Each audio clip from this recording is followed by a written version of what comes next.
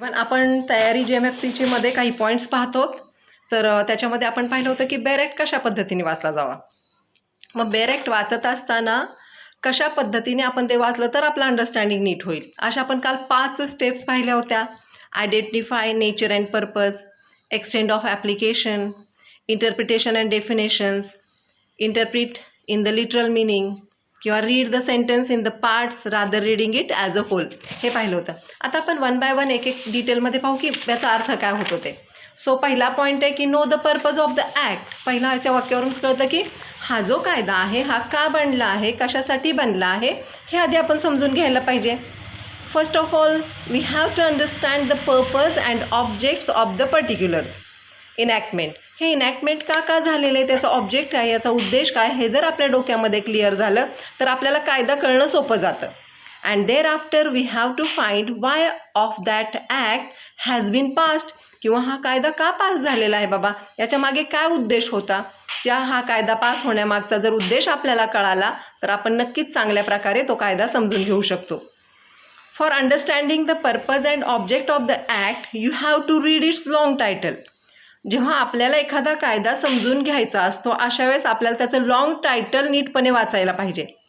Almost in every act it provides a long title at the beginning of the act. सुरुवातीलाच काय दिलेलं असतं तर लाँग टायटल दिलेलं असतं, त्याचं नाव दिलेलं असतं, which defines the object of that act. त्याच्यामधून लाँग टायटलमधून आपल्याला त्या कायद्याचा उद्देश ऑब्जेक्ट समजला जातो. फॉर एक्झाम्पल पाहूया. The long title of the code of criminal procedure act 1973 is काय आहे. An act to consolidate and amend the law relating to criminal procedure. या कायद्याचा उद्देश काय आहे CRPCचा उद्देश काय पहा. An act to consolidate and amend the law relating to criminal procedure.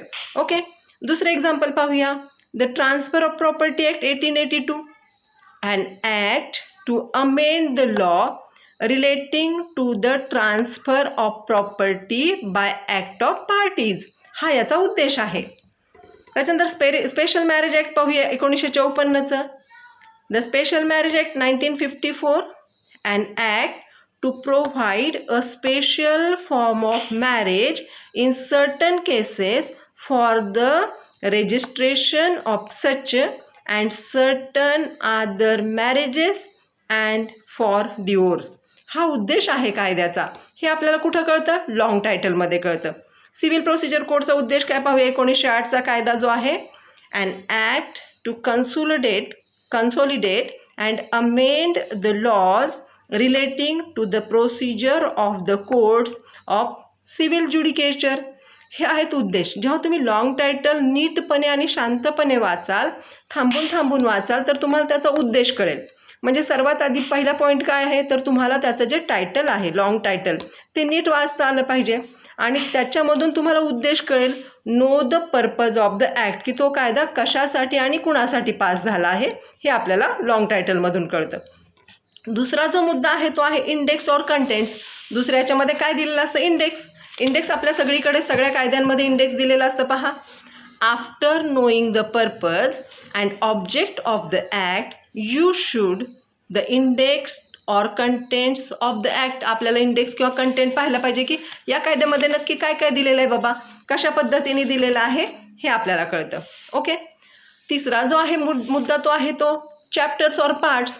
पहा, त्याच्यानंतर तुम्ही बेरेक्ट जर समोर घेऊन बसलात तर तुम्हाला ते जास्त सोपं पडेल जर तुम्ही नीट पाहिलं तर, आणि बेरेक्टमध्ये पाहत गेलं तर तुमचं अंडरस्टँडिंग पण जास्त होईल. चॅप्टर ऑर पार्ट्स पहा काय. In the index section of the act, जे इंडेक्स दिलेलं आहे तिथं, you will see the chapter scheme or part of the act in which sections are provided. कशा पद्धतीने सेक्शन्स दिलेले हे आपल्याला कुठं कळतं, इंडेक्सच्या पार्टमध्ये कळतं. Related to the particular matter. Index आपण ओपन केलं की आपल्याला कायद्यामध्ये काय काय दिलं आहे, कुठल्या प्रोव्हिजन्स आहेत ते आपोआप म्हणजे ते वाचत गेलं की आपल्याला कळत जातं. Okay, like part 1 of the code of civil procedure 1908 deals with the suits in general and chapter 3 of the negotiable instrument act 1881 deals with the parties to notes. Bill and cheque. हे आपल्याला तिथं कळतं की बाबा part chapter 3मध्ये काय दिलं आहे, chapter 1मध्ये काय दिलं आहे, चॅप्टर 2मध्ये काय दिलेलं आहे. By reading this a clear image about the matter of the act will become in our mind and it will help us to understand Bayer Act. आणि याच्यामुळे आपोआपच आपल्याला बेअर ॲक्ट समजणं सोपं जाईल, कारण इंडेक्स पाहिलं की आपल्याला कळेल की काय काय आहे बाबा, कुठल्या कुठल्या प्रोव्हिजन्स याच्यामध्ये दिलेले आहेत. चौथा जो मुद्दा आहे, read the interpretation definition clause. In every act there is an interpretation or definition clause at the beginning of the act. This section of the Bayer Act defines or explains some terms which are used in the act. ज्या terms वापरल्या गेलेल्या आहेत त्या आपल्याला इथं कळतात त्याच्यामध्ये.